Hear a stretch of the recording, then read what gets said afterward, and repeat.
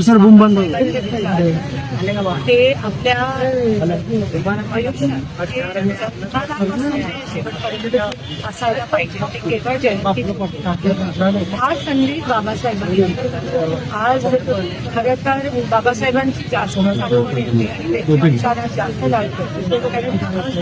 देशाला ज्या लोकशाहीला मोठा खतरा संविधानाला खूप मोठा खतरा संविधान बदलण्याच्या गोष्टी जे सत्ताधारी भाजप करून होत आहे.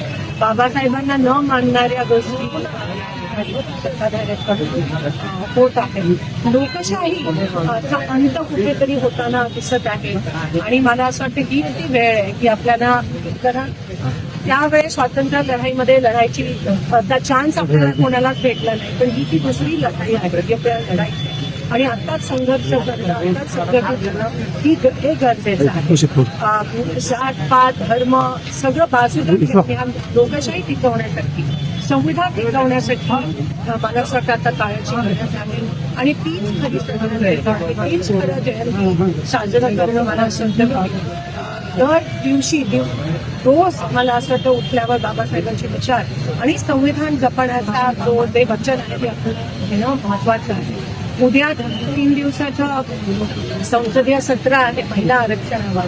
पण महिला आरक्षण हे 23 मध्ये काँग्रेस पक्षाने सपोर्ट देऊन पारित केलेलं. त्याच्या आधी 73 आणि 74व्या अमेंडमेंटनुसार आपण पंचायत आणि महानगरपालिका आणि नगरपालिकामध्ये महिला आरक्षण 50% आणि 2023 मध्ये जेव्हा या लोकांनी अमेंडमेंट आणली की 50% महिला आरक्षण पार्लमेंटमध्ये आणि विधानसभेत झालं पाहिजे.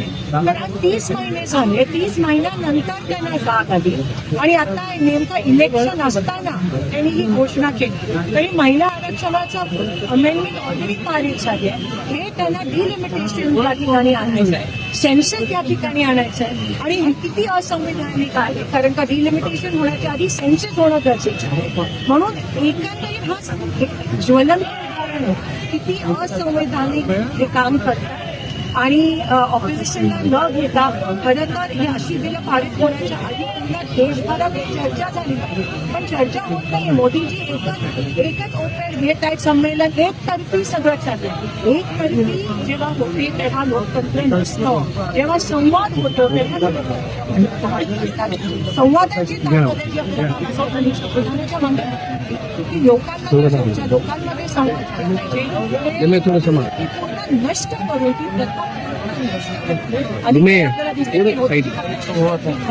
आणि हे समाप्तीचे कुठेतरी संकेत आहेत. पण जोपर्यंत ओके धन्यवाद.